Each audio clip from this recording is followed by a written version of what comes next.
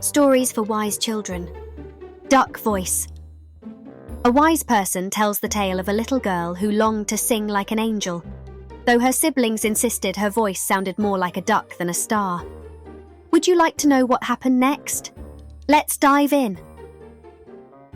She would watch all those kids singing on TV. Oh, how beautifully they sang. She wanted to sing too, but deep down, she knew she wasn't very good at it. Her siblings would always tell her to stop, saying that if she kept singing, it would rain. She didn't quite understand what they meant. What did her singing have to do with rain? Yet, her greatest wish was to sing like those kids on TV. Her mother had enrolled her in singing lessons for the school choir. She tried hard, warming up her voice and doing vocal exercises. But if she was honest with herself, she still sounded like a duck. For her birthday, she received a toy microphone that played music while she sang, and she didn't stop singing all day. She would close her eyes and imagine herself as a great singer, performing for huge crowds who sang and danced along with her. There was just one small problem: her voice. No matter how much she practiced, it still sounded like a duck's. When the choir announced they would be selecting a soloist for the end-of-year concert, she prepared herself. She spent a whole week saving her voice, hardly speaking at all.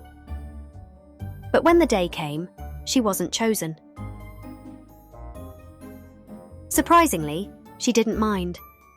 She'd enjoyed the process, and, during that week of silence, she realised she had been listening more carefully to others and paying closer attention to what they were saying. The following year, the school announced a drawing competition. The prizes were amazing, and she liked all 3 of them. Every participant would get a diploma, so she decided to join in. She wasn't good at drawing either. Her colours always went outside the lines, but she was determined to improve.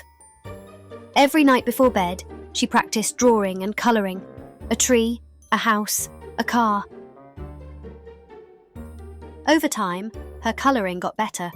She no longer went outside the lines. Her drawings, though, were still far from perfect. The people she drew had hands that looked more like pies than fingers. Still, she entered the contest. As expected, she didn't win first, second, or even third prize, but she was given a diploma, which she proudly hung on her bedroom wall. It didn't matter. She had had so much fun drawing and painting. Her wall didn't just hold the diploma, but also all the drawings she had made that year. To her, her bedroom had become her own little art gallery. Her art.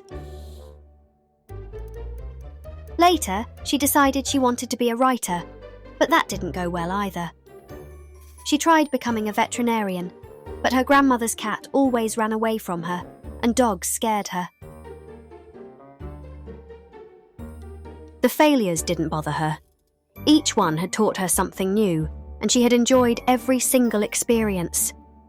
Most importantly, she knew that someday she would discover what she was truly good at. Not because she'd do it better than anyone else, but because she would genuinely enjoy it.